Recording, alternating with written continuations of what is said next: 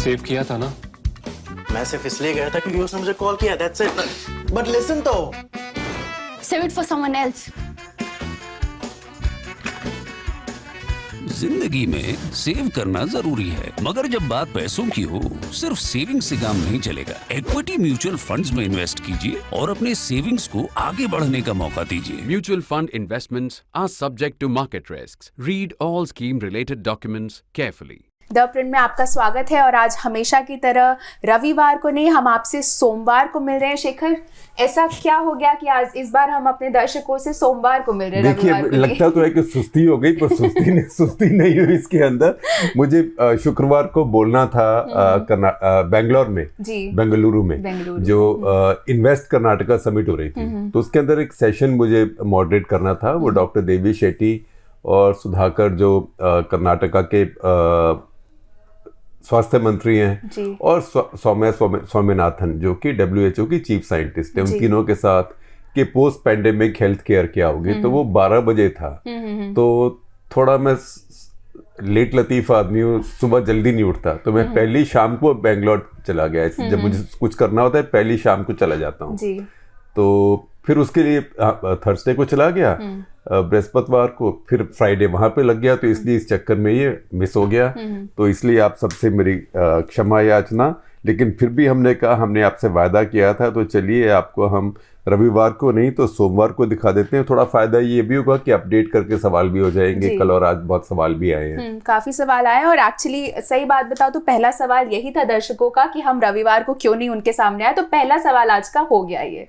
अब जो दूसरा सवाल मैं आज उसमें एक बात बताता हूँ मैं आपको। एक कहानी है कि खुशवंत सिंह, जो बड़े मशहूर एडिटर थे, आजकल की पीढ़ी तो उसको जानती है कि नहीं। तो एक बार वो जब इलस्ट्रेटेड वीकली ऑफ इंडिया एक होती थी, उसके एडिटर थे। तो वो इंडिया में नंबर 1 मैगजीन थी जब तक इंडिया टुडे नहीं आई। तो उसका एनुअल इशू निकालते थे, जिसमें सब बड़े बड़े लोगों से आर्टिकल मंगवाते थे। तो एक उन्होंने ऐसे एनुअल इशू निकाला, तो उसमें एक बड़ा आर्टिकल है, मुझे याद नहीं किसका आर्टिकल था वो, शायद अब मान लीजिए कि शेखर गुप्ता का आर्टिकल था।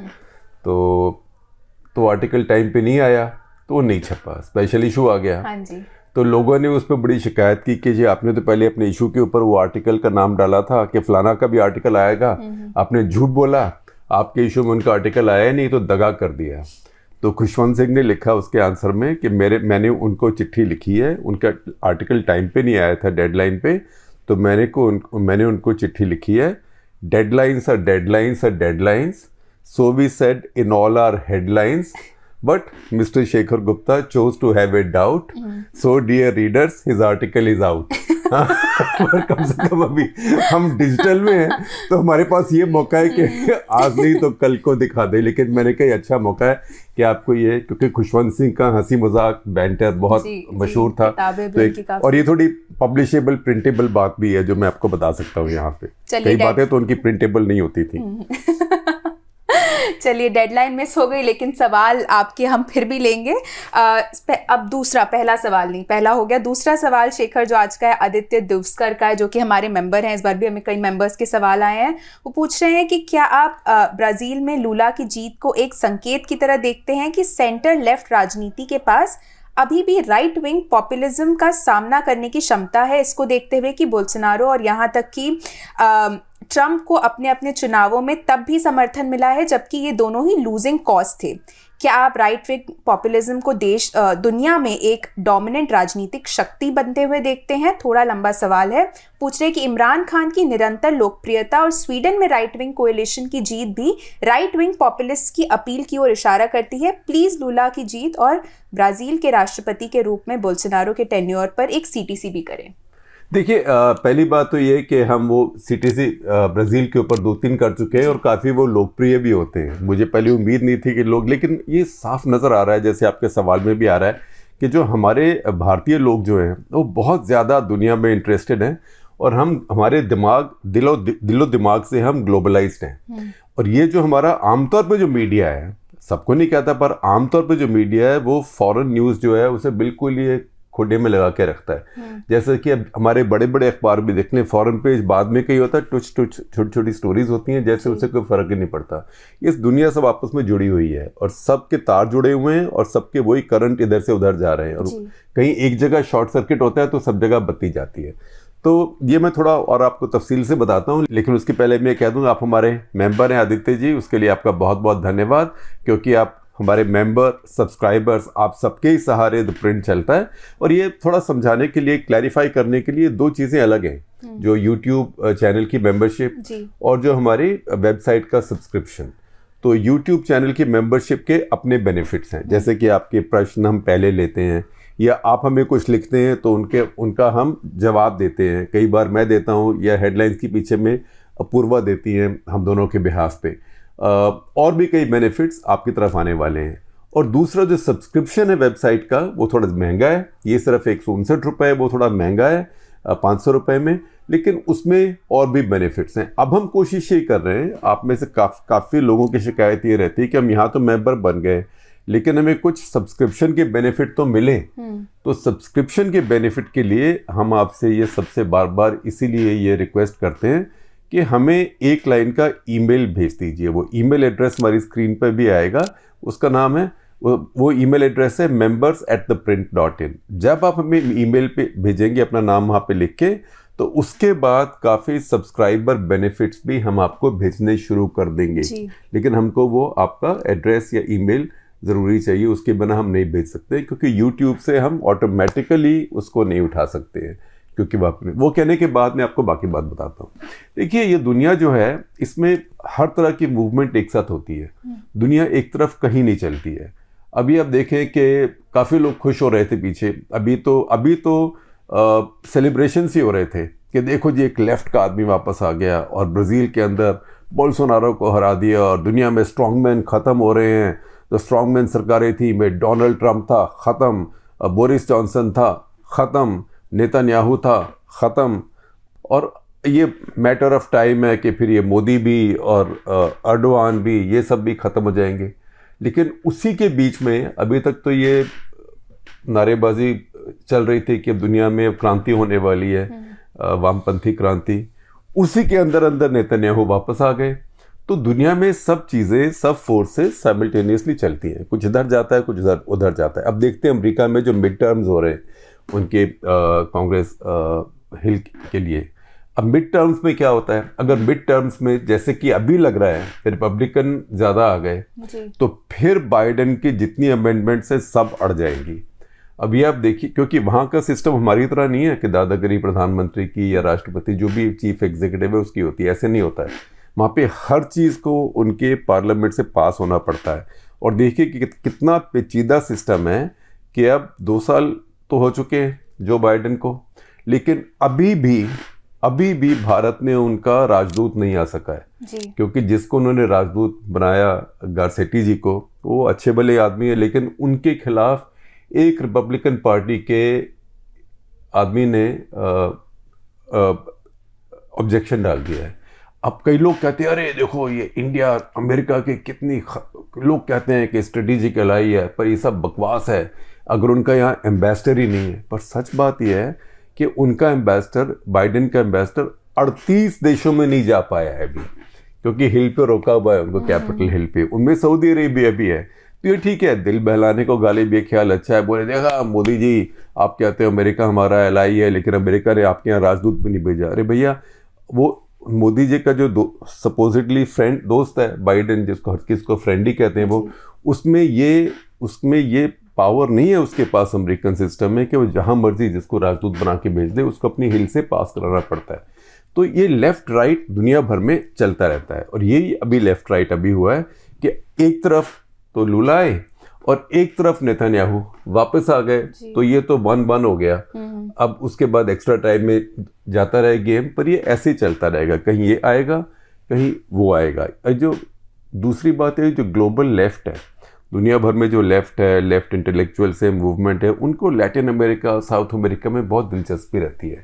और उसका कारण ये भी है कि शुरू के जो बड़े रोमांटिक क्रांतिकारी थे, जिनकी टी शर्ट्स लोग अभी भी पहन के घूमते हैं, है ना, फिडल कास्ट्रो, चे गुएरा, ये सब वहाँ से आए हैं। हमारे यहाँ भी इनके क्रांतिकारियों के ऊपर दिल्ली में 4-5 सड़कों के नाम रखे हुए हैं, ये चाणक्यपुरी वगैरह में। तो लेकिन वहाँ पर भी बहुत बदलाव है, कई राइट से लेफ्ट जा रहे हैं, कहीं लेफ्ट से राइट जा रहे हैं। तो इसमें मैं संक्षेप में सिर्फ एक ही बात कहूँगा कि वोटर को चेंज पसंद है और वो चेंज हो रहा है। दूसरी बात आप देखें कि जैसे कि अब राजनीति दुनिया भर में चल रही है, ये कहना मुश्किल हो गया है कि कौन पॉपुलिस्ट है राइट का और कौन पॉपुलिस्ट है लेफ्ट का, या कौन डिस्ट्रीब्यूटिव सोशलिस्ट है लेफ्ट का या कौन डिस्ट्रीब्यूटिव सोशलिस्ट है राइट का, क्योंकि दोनों एक दूसरे से सीख रहे हैं। अब मोदी जी को तो अपने कहेंगे कि लेफ्ट की सरकार है, लेकिन वो जितना डिस्ट्रीब्यूटिव सोशलिज्म उन्होंने किया है उतना भारत की सारी सरकारों ने मिलके ही नहीं किया। मतलब 8 साल में आप समझे कि करीब 27-28 lakh crore direct benefit transfer में भारत की गरीब जनता को चला गया। यही चीज़ अगर सोनिया गांधी की यूपीए सोचती तो लोग कहते हैं अरे कितनी वामपंथी सरकार हो गई, लेकिन ये यहाँ क्या, हालांकि ये वामपंथी सरकार नहीं है। अभी आप लूला को भी देखें तो लूला ने बोल्सोनारो से बहुत बातें सीखी हैं। तो जो लेफ्ट है दुनिया में, जो वामपंथ है, वो राइट से नेशनलिज्म सीख रहा है, नेशनलिज्म सीख रहा है और कल्चर की इज्जत करना सीख रहा है, कल्चर, धर्म, इस सब की इज्जत करना सीख रहा है। और जो राइट है दुनिया भर में, वो लेफ्ट से बांटना सीख रहा है। तो ये अब दुनिया में जो आइडियोलॉजी है ये सब बहुत मिक्सअप हो रही है। आइडियोलॉजी का, जैसे गुजरात के लोग एक समझेंगे इसको, वो ऊंधिया कहते हैं। अच्छा। वो सब बचा 4-5 दिन का होता है, उसको मिला के उसकी एक डिश बनाते हैं। तो दुनिया भर में आइडियोलॉजी का भी ऊंधिया बन गया है अभी। अगला सवाल जो है वो ट्विटर पे आ रहा है। पिछले हफ्ते राजनीति से परे ट्विटर ने टेक जगत में खासकर काफ़ी न्यूज़ में रहा ट्विटर। उस पे आ रहा है विनायक सरदेसाई का सवाल, जो कि हमारे मेंबर हैं। पूछ रहे हैं कि इलॉन मस्क ने हाल में जो ब्लू टिक यूज़र्स के $8 फ़ी लेने की घोषणा की है, उससे ब्लू टिक यूज़र्स नाराज़ हैं और ट्विटर छोड़ने की बात कर रहे हैं। ब्लू टिक यूज़र्स कुल मिलाकर मुश्किल से 4-4.5 लाख हैं, जिनसे साल में सिर्फ $40 मिलियन के लगभग रेवेन्यू आएगा। अब बोल रहे हैं शायद थोड़े बहुत और यूज़र्स ये फ़ी देने को तैयार हो जाएं। क्या आपको लगता है कि साल की $5 बिलियन रेवेन्यू वाली ट्विटर, जिसके 90% रेवेन्यू विज्ञापनों से आते हैं, $8 शुल्क के जरिए 60 से 70 मिलियन कमाने का निर्णय हास्यास्पद है, क्योंकि शायद इस निर्णय से विज्ञापनों से आय कम होने का खतरा है? देखिए, इलॉन मस्क क्या करते हैं? इलॉन मस्क वही करते हैं जो आजकल के नेता करते हैं, जो आजकल के पॉपुलिस्ट नेता करते हैं। वो हेडलाइन हंटिंग करते हैं। उनको रोज हेडलाइन चाहिए और उनको हेडलाइन बदलनी है। अब वो ट्विटर में जो मर्जी करें, 50-60% लोग निकाल दिए उन्होंने। सब देखिए, लोग अपने अपने बॉक्सेस उठा के बाहर जा रहे हैं। अच्छा, वो भारतीय कंपनियों की तरह नहीं निकलता भी नहीं इंसान कोई आराम से। ये अमेरिकन सिस्टम है। आपको जब एक चिट्ठी मिली, पिंक स्लिप मिली, और आप उस टाइम बाहर आपको एक बॉक्स दिया जाता है गत्ते का, कार्डबोर्ड का, उसमें अपना सामान रखिए और नमस्ते, सी यू लेटर, है ना। ये बड़ी बड़ी कंपनियां, गोल्डमैन सैक्स वगैरह में भी ऐसे ही होता है। और वहाँ के सिस्टम में कोई सैकिंग जो है या जो लेइंग ऑफ है या फायरिंग है, इसमें कोई शर्म भी नहीं है। जैसे हमारे यहाँ तो एक सोशल शर्म होती है, पड़ोसियों की शक्ल कैसे दिखाएंगे, घर में कैसे मुंह दिखाएंगे, वहाँ पे नहीं होता है। तो एक तरफ तो वो ये कर रहे हैं, लेकिन वो अब हेडलाइन में नहीं है। हेडलाइन में सिर्फ ये है कि वो $60.99, अमेरिका में सब कुछ 99 सेंट होता है, जिसको हम इंडिया में बाटा प्राइसिंग कहते हैं। आपको पता नहीं याद है कि नहीं, बाटा के जो जूते होते थे वो ऐसे होते थे, 499 रुपए, 599 रुपए। तो बाटा प्राइसिंग कहते हैं इंडिया में हम इसको। तो वो सारा ध्यान लोगों का इस पे पड़ गया। लेकिन दूसरी बात ये है कि हम लोग भी मुफ्तखोर हैं। मैं कई बार ऐसे मजाक में कहता हूँ कि हमारा देश किस बात से सिद्ध होता है कि हम फ्रीडम फाइटर्स के देश हैं, स्वतंत्रता संग्रामियों के लिए। तो फ्रीडम फाइटर्स के इसलिए क्योंकि हमें सब कुछ फ्री चाहिए, है ना। हमें बिजली फ्री चाहिए। आम आदमी पार्टी देखिए इलेक्शन इसलिए जीती है, बिजली फ्री आए ना आए पर मुफ्त चाहिए, है ना, चाहे दिन में 1 घंटे आए। बिजली फ्री, पानी फ्री, अस्पताल फ्री, पढ़ाई फ्री, भोजन फ्री, बस राइड फ्री, हमें सब कुछ फ्री चाहिए। इसलिए हम फ्रीडम फाइटर्स हैं, क्योंकि हमें सब कुछ फ्री चाहिए। अब नजर आ रहा है दुनिया भर में लोग काफी ऐसे हैं, क्योंकि जितनों के ब्लू टिक हैं, कोई इनमें ऐसा गरीब आदमी नहीं है जो $8 नहीं दे सकता। लेकिन उनको अरे मेरे को तो मुफ्त मिल रहा था, कैसे ले सकते हो? और ये सबको आदत पड़ गई है, खास करके इलेक्ट्रॉनिक मीडिया पे, डिजिटल मीडिया में, कि सब कुछ मुफ्त होना चाहिए। जैसे कि अब मैं अपनी भी एक दुख की बात कह दूं। अच्छा। कि दुख की बात ये है कि हर इंसान जो ये शोर कर रहा है कि अरे भैया मैं $8 कैसे दूं, और ये बहुत लोग देंगे भी $8। आप $8 को छोड़ दीजिए, आप अगर $5 महीने के दे दें अच्छे मीडिया के लिए, हमारे जैसे, $5 का मतलब करीब 500 रुपये ही होते हैं, तो आपको ट्विटर की ज़रूरत ही नहीं पड़ेगी, क्योंकि आपको इतना अच्छा, साफ सुथरा और इतना अनहाइफनेटेड मीडिया मिल जाए कि आपको ये ट्विटर जैसी बकवास जगह जाने की ज़रूरत ही ना पड़े, जहाँ के सारा दिन गाली गलौज चूं चूं इधर उधर की बकवास, आधे लोग तो वहाँ पे पता ही नहीं क्या कहते हैं। तो ये बेकार की बात है। और अगर उनकी कंपनी है, वो 8 क्या वो 80 करना चाहे तो कर सकते हैं। आपकी श्रद्धा है तो आप लीजिए ब्लू टिक, नहीं है तो आप उसकी जगह जाके चाहे कोई मल्टीप्लेक्स में फिल्म देखिए, चाहे हमारी आप 3 साल के सब्सक्रिप्शन ले लीजिए एक बार में। तो आपके पैसे हैं, आपको फैसला करना है कहाँ जाएंगे। चलिए, तीसरा जो सवाल है वो करण बेदी का आ रहा है। वो हमारे मेंबर हैं, पूछ रहे हैं कि इमरान खान पे हुए असैसिनेशन अटेम्प्ट की वजह से काफ़ी लोग अब उन्हें भुट्टो 2.0 कह रहे हैं। ये कहना कितना सही है, और क्या ये दोनों पर्सनालिटीज़ का कंपैरिजन सही में एक सा है?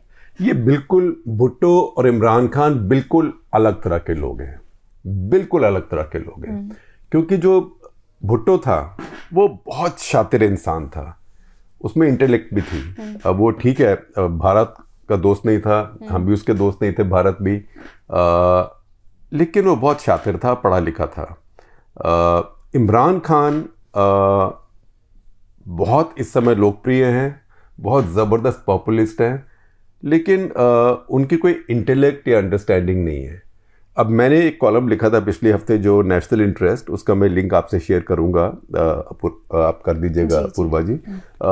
उसमें अगर आप देखेंगे तो उसमें मैंने 5 सवाल बोले हैं कि इमरान खान के साथ जो हुआ उससे 5 सवाल होते हैं। पहला सवाल उसमें यह था कि पाकिस्तान में जब फौज या एस्टैब्लिशमेंट किसी को मरवाना चाहती है तो मर ही जाता है, तो पाकिस्तान में फेल्ड असैसिनेशन अटेम्प्ट नहीं होता है, तो ये क्यों फेल हुआ? तो फिर 5 का सवाल मैंने बाद में लिखा था कि इन 5 का जवाब सिर्फ एक आदमी का नाम है, वो है इमरान खान। तो उसका मतलब, पहले सवाल का क्या मतलब था, इमरान खान जवाब क्यों था? वो ये था कि ये इमरान खान का असैसिनेशन अटेम्प्ट जो फेल हुआ, वहाँ आर्मी का अगर होता है तो फेल नहीं होता है, तो इसमें कुछ और कहानी है। फिर देखिए इमरान ने उसके बाद में क्या गुल खिलाए। उसके बाद में वो कोई ऐसे हॉस्पिटल में नहीं गए जहाँ मेडिको लीगल सेक्शन होता है, किसी और हॉस्पिटल में नहीं गए जहाँ पे उनकी मिल्कियत ना हो, जो उनका अपना हॉस्पिटल है कैंसर हॉस्पिटल, उसमें गए, वहाँ पे मेडिको लीगल केस होने ही नहीं दिया, अपना मेडिकल एग्जामिनेशन अपनी FIR के लिए होने ही नहीं दिया, FIR भी रोक ली। फिर ये कहा कि अब मैं सरकारी हॉस्पिटल से कोई डॉक्टर आके मुझे एग्जामिन भी नहीं कर सकता। ब्लड सैंपल जो निकाला गया, अच्छा पाकिस्तान में तो खबर फैल गई कि ब्लड सैंपल में पता नहीं क्या था इसलिए वो नहीं दे रहे हैं, वो सच हो या झूठ हो मुझे नहीं पता, पर सवाल ये है कि उन्होंने ब्लड सैंपल भी अपना नहीं लेने दिया सरकारी हॉस्पिटल को। अब अगले दिन बाहर आ गए, मतलब हॉस्पिटल के बाहर नहीं, हॉस्पिटल से प्रेस कॉन्फ्रेंस कर रहे हैं, और दोनों टांगों में इतना मोटा मोटा आप देखें तो हार्ड प्लास्टर लगाया हुआ है, खास करके दाएं टांग में। अब आप सोचिए कि आपको कोई डॉक्टर, नर्स, कंपाउंडर रहने की ज़रूरत नहीं है, बेसिक कॉमन सेंस है कि अगर गोली लगे तो गोली का तो घाव होता है जी। अगर मान लीजिए गोली ने जाके अंदर हड्डी भी तोड़ दी हो तो पहले तो घाव ठीक होगा ना। अगर गोली का घाव है तो उसके ऊपर हार्ड प्लास्टर कौन लगाता है? हार्ड प्लास्टर तो अगर आप साइकिल चलाते हुए गिर जाए, आप नहीं मतलब कोई गिर जाए तो फिर हड्डी टूट जाए तब लगता है, तब दोनों टांगों में हार्ड प्लास्टर। अच्छा, फिर आज उनका एक और वीडियो आया है, उसमें कह रहे हैं कि मैं इसलिए इन्वेस्टिगेशन नहीं होने दे रहा क्योंकि इन्वेस्टिगेशन क्या है, तो सब मिले हुए हैं, जब फिर इन्वेस्टिगेशन होगी तब मैं होने दूंगा। अरे भाई, तब तक तो आपका प्लास्टर भी कट जाएगा, कब तक आप फेक प्लास्टर तो फेक है जी। अब उस दिन जो भी हुआ हो, लेकिन गोली लगे तो उसके ऊपर प्लास्टर, आप खुद सोचिए। मतलब इमरान खान के जो सपोर्टर्स हैं उनको इस बारे में कोई शुबा नहीं है, लेकिन आजकल के सपोर्टर्स भी राजनेताओं के, आजकल के पॉपुलिज्म में कुछ ऐसे होते हैं कि वो अगर दिन को रात बोले तो रात बोलते हैं। तो वो हॉस्पिटल में बैठे हैं, हॉस्पिटल के कपड़े पहने हुए हैं। हम कोशिश करेंगे आपको कम से कम उस वीडियो का स्क्रीनशॉट दिखाने के लिए और एक लिंक भी शेयर करने के लिए। और वो कह रहा है कि जो इन्वेस्टिगेशन कर रहा है उसका जो हुक्मरान है वो दूसरा है। अरे भाई, अब तुम क्या चाहते हो? तुम पाकिस्तान में पहले रिजीम चेंज चाहते हो, उसके बाद तुम्हारी इन्वेस्टिगेशन होगी, तब तक तो तुम्हारे टांके अगर होंगे तो वो भी भर जाएंगे। वैसे टांकों के ऊपर प्लास्टर नहीं होता है कभी भी। तो ये काफ़ी ज़बरदस्त इसके अंदर ड्रामेबाजी भी लग रही है। अगला जो सवाल है वो रुतुल राठौर का है। वो पूछ रहे हैं कि मोरबी पुल गिरने के बाद लोगों के प्रति सरकार के रुख से आप क्या समझते हैं? क्या आपको लगता है कि बीजेपी इस त्रासदी का, इस ट्रेजेडी का राजनीतिकरण कर रही है? आपके हिसाब से कौन जवाबदेह है? देखिए, पहली बात यह है कि बीजेपी इसका राजनीतिकरण नहीं कर सकती है, क्योंकि बीजेपी वहाँ पे सत्ता में है और ना सिर्फ आज से सत्ता में है, लेकिन 1995 से करीब सत्ता में है। तो बीजेपी उसका राजनीतिकरण नहीं कर सकती। बीजेपी को उससे निकलना है बाहर, राजनीतिकरण से बचना है। लेकिन आप देखें कि इतना बड़ा पुल, किसी को आपने पैसे दिए कंपनी को, इसको ठीक करो, ठीक करके आपने चला दिया, उस पर टिकट भी लगाया, ज़्यादा लोग भी चले गए। अब किसी की जिम्मेवारी तो होगी ना। इसकी जिम्मेवारी के लिए आपने 3 चौकीदार और 2 कोई और पकड़ लिए। ये तो ऐसे जैसे जसपाल भट्टी का कोई शो होता है। मतलब ये मुझे लगता है कि इसका राजनीतिकरण हालांकि विपक्षी पार्टियां कर रही हैं, खास करके केजरीवाल, लेकिन कुछ इसमें लगता है कि बीजेपी को वो जो मालिक है उस कंपनी का, ओरेवा का, उसके साथ कुछ या प्यार है या मोहब्बत है या डर है। और कई बार प्यार, मोहब्बत और डर मिले जुले होते हैं। तो ये उसमें अभी लगता नहीं कि उसके अंदर न्याय हो रहा है। दूसरी बात ये कि हमारे देश में एक बहुत ही बदकिस्मती से, क्योंकि हमारे यहाँ गरीबी बहुत है, हमारे यहाँ गरीब के घर में अगर मौत हो जाती है तो पहला ख्याल जो परिवार पे आता है कि अरे भाई हमारा क्या होगा, एक कमाने वाला इंसान चला गया। बहुत परिवार इतने भी गरीब है कि उनको ये भी लगता है कि अरे भाई अब इसकी लास्ट राइट्स हमने तो अभी प्लान नहीं किए थे, अभी तो ये सिर्फ 25 साल का था, तो कैसे करें। तो एकदम हमारी सरकारें कहती हैं मरने वाले के परिवार को 5 लाख, 10 लाख, 3 लाख, 10 लाख, 20 लाख, जो भी। तो ये एक तरह से उनका मुंह बंद करने की बात होती है, जो कि मैं ये नहीं कहता कि उनको पैसा ना मिले, पैसा ज़रूर मिले, लेकिन सरकारों का ये पैसे का इस्तेमाल करके लोगों का मुंह बंद करना अच्छी बात नहीं है। अगला जो सवाल है वो विनीत गुप्ता का आ रहा है, जो कि हमारे मेंबर है। पूछ रहे हैं कि आप प्लीज़, बोल रहे हैं आपसे, गिलगिट बाल्टिस्तान को भारतीय क्षेत्र के रूप में एक और बार फिर से प्राप्त करने के संबंध में रक्षा मंत्री राजनाथ सिंह की हालिया टिप्पणियों के महत्व के बारे में बताएं। देखिए, राजनेताओं को ऐसी बातें कहनी पड़ती हैं और वो कहते भी हैं, लेकिन उन सबको असलियत भी पता है। और असलियत ये है कि आज मैंने किसी ने देखा, बहुत अच्छा लिखा, ये मैं याद कर रहा हूँ किसने, लेकिन बहुत समझदार बात लिखी। उसने कहा कि, बल्कि ये ट्विटर पे है, और ट्विटर पे किसी ने किसी और को रिस्पॉन्ड करते हुए बात लिखी, और मैं उसको ढूंढ के आपको दिखाऊंगा अगर दिख जाए तो। उन्होंने कहा कि जो कहना तो आसान है कि हम गिलगिट बाल्टिस्तान ले आएंगे, हमारी फ़ौज ला सकती है कि नहीं, लेकिन हमारी फ़ौज और पाकिस्तान की फ़ौज ऐसे ही है जैसे हमारी क्रिकेट टीम और पाकिस्तान की क्रिकेट टीम। तो हमारी क्रिकेट टीम में बहुत ज़्यादा टैलेंट है पाकिस्तान से, हमारी क्रिकेट टीम में बहुत बड़े स्टार्स हैं पाकिस्तान की टीम से, हमारी क्रिकेट टीम बहुत अच्छी पढ़ी लिखी, सोफिस्टिकेटेड है पाकिस्तान की टीम के मुकाबले। लेकिन फिर भी अगर भारत से मैच होता है तो पाकिस्तान की टीम बहुत कमिटमेंट के साथ और बहुत ज़ोर से खेल सकती है और उनको हमेशा हराने की क्षमता रखती है। तो हराना या उनको एक मुकाबला करना, तो ये नहीं कि पाकिस्तान की फ़ौज ज़ीरो है। पाकिस्तान की फ़ौज ऐसी नहीं है जैसे कि सनी देओल की फिल्मों में होती है, और हमारे फ़ौजी भी इतने बेवकूफ़ नहीं हैं जितने सनी देओल फिल्मों में दिखाते हैं। क्योंकि फ़ौज जो है, जो फ़ौज ये एक प्रोफेशन है, ये एक पेशा है, और ये प्रोफेशनल आर्मीज़ हैं, और ये एक ही आर्मी से दोनों बनी हुई हैं, एक ही एथॉज़ है, एक ही ट्रेडिशंस हैं।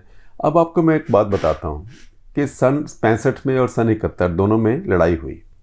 अब बांग्लादेश की लड़ाई छोड़ दीजिए, वो एक अलग बात थी, क्योंकि वहाँ के लोग भी लड़ रहे थे, मुक्ति बाहिनी भी थी, सब बातें थी, वो पाकिस्तान से बहुत दूर था, वो एक अलग बात है। लेकिन जहाँ पे एप्पल टू एप्पल जैसे लड़ाई थी, मान लीजिए जो जैसे कि पश्चिमी सेक्टर था, पंजाब, कश्मीर वगैरह, जहाँ पे हमारी बड़ी बड़ी आर्मर्ड यूनिट्स थी, टैंकों की यूनिट्स थी, जिसको हम स्ट्राइक कोर कहते हैं। जी। तो 65 में पाकिस्तान ने अपना स्ट्राइक कोर झोंका खेमकरन सेक्टर में, और 65 में हमने अपना स्ट्राइक कोर झोंका, एक ही स्ट्राइक कोर हमारे पास था, एक ही पाकिस्तान के पास, हमने झोंका सियालकोट सेक्टर में। ऐसे ही 1971 में हमने अपना स्ट्राइक कोर झोंका सियालकोट सेक्टर में। वो सियालकोट सेक्टर में इसलिए करते हैं क्योंकि वहाँ पे भारत की जो टेरिटरी है बहुत पतली है, जो सामा वगैरह के पास, तो इससे पहले कि पाकिस्तानी वहाँ पे आके आपका कश्मीर का रास्ता काट पाएँ, आप पहले जाके थोड़ा रास्ता अपना चौड़ा कर लेते हैं। तो ये दोनों लड़ाइयों में दोनों देशों के जो मॉन्टगोमरी और रोमेल और गुडेरियन जो बड़े बड़े जनरल्स थे, दोनों ने अपने अपने सैकड़ों टैंक्स लेके कितना रास्ता तय किया। पहली लड़ाई 22 दिन चली, दूसरी लड़ाई 13 दिन चली। 22 दिन में जो सबसे दूर तक दोनों देशों के जो जबरदस्त जनरल थे अपने अपने स्ट्राइक कोर्स को लेके 22 किलोमीटर से गहरे नहीं पहुंचे, तो 1 किलोमीटर एक दिन में, वो भी फ्लैट प्लेन्स में पंजाब के। दूसरी लड़ाई 13 दिन चली, तो उसमें 13 किलोमीटर पहुंचे, क्योंकि दोनों देशों की फौजें लड़ना जानती हैं। और जब कोई फौज अपने आप को डिफेंड करती है तो, और जब उसका देशभक्त फौज हो, उसको मोटिवेशन हो अपने देश को डिफेंड करने की, तो उसको हराना बहुत मुश्किल होता है। अब देखें ना, अभी रूस और यूक्रेन के बीच में क्या हो रहा है जी। यूक्रेन तो इतना सा देश है रूस के मुकाबले। जब भी लड़ाई शुरू हुई, यूक्रेन के पास कोई नेवी नहीं थी। 2014 में जब रूस ने क्राइमिया पे कब्जा किया, तो सेवास्टोपोल जो वहाँ का बड़ा बंदरगाह है जहाँ नेवल बेस थी, उस पर एक कब्जा कर लिया। और इधर उधर ओडेसा वगैरह में भी जो यूक्रेन की नेवी के नौसेना के जहाज थे, उनको भी वो खोल के ले गए। तो यूक्रेन के पास नेवी नहीं थी, और यूक्रेन की एयरफोर्स के पास सब मिला के 92 जहाज थे। उसके बाद भी उनके जहाज अभी उड़ रहे हैं। तो जिसको अपने देश की सुरक्षा के लिए लड़ना होता है, वो लड़ सकता है।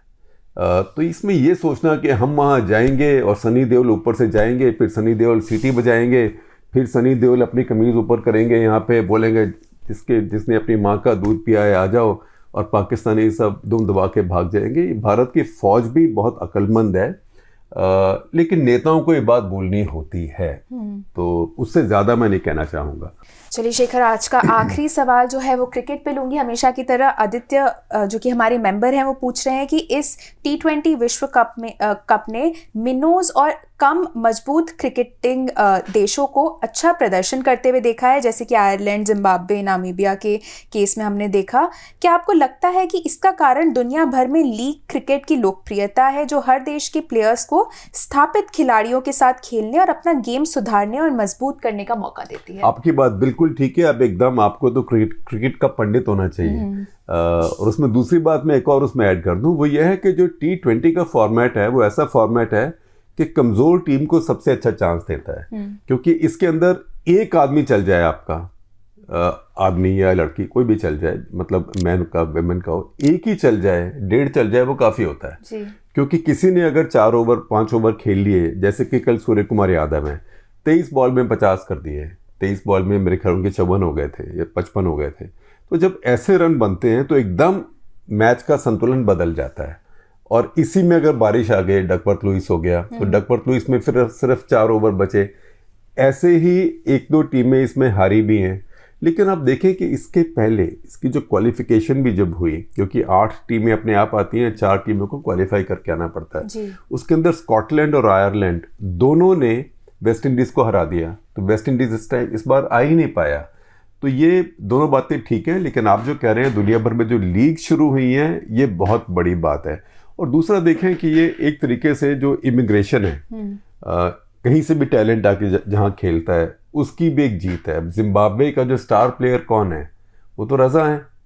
रजा तो पाकिस्तानी है। रजा के माता पिता गए, जैसे कि ऋषि सुनक के गए अफ्रीका में, वो वहाँ गए और फिर यहाँ वो आके जिम्बाब्वे में सेटल हो गए, तो जिम्बाब्वे में खेल रहे हैं वो। तो ऐसी भी आपको बहुत चीज़ें मिलती हैं वहाँ पे। तो ये T20 एक बहुत डिसेप्टिव फॉर्मेट है। इसमें एक गलती हो जाए, एक स्लिप अप हो जाए, तो आपको रिकवरी करने का मौका बहुत कम मिलता है। जी, चलिए इसी के साथ हमारा आज का एपिसोड यहीं ख़त्म होता है। चाहे संडे को नहीं लेकिन मंडे को हमने अपना वादा रखा, तो आप भी हमें ज़रूर बताएं कि आपको ये एपिसोड कैसा लगा। आपका जो अगला हफ्ता है वो बहुत ही अच्छा रहे। और इस बार संडे को हम एकदम हाजिर होंगे। हालांकि इस बार फिर मुझे सप्ताह के अंत में कहीं जाना है। देहरादून में एक लिटरेरी फेस्टिवल है, वहाँ पे मुझे एक सेशन करना है गपशप आरिफ मोहम्मद खान साहब के साथ, जो केरला के गवर्नर हैं। जी। लेकिन उसके पहले अपूर्वा बिल्कुल मुझे पकड़ के होमवर्क देके मेरे से काम करवा के फिर मुझे जाने देंगी। तो आपसे मिलना ज़रूर होगा हमारा।